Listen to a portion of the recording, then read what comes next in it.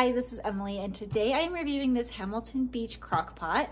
You can see that we're actually making some stew in there right now, and it's so great. So it holds a good amount in there. It's not a huge crock pot, so it's perfect for like a smaller family.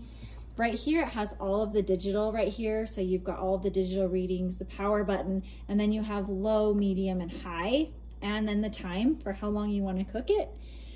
It works really well. I really like how the handles are right here so you can carry it around and it's not hot, and the lid doesn't get hot either. It also has a little pressure release here so everything doesn't get too pressurized in there. It cooks everything very evenly, and overall I really love this crock pot. The main thing that we love about this is that the inside is Teflon-lined. So you can see the lining is Teflon, so it's so easy to clean. The food doesn't stick to it. You're not scrubbing it out. It's completely non-stick. So that is something that we searched for, and I'm really, really happy. It definitely works.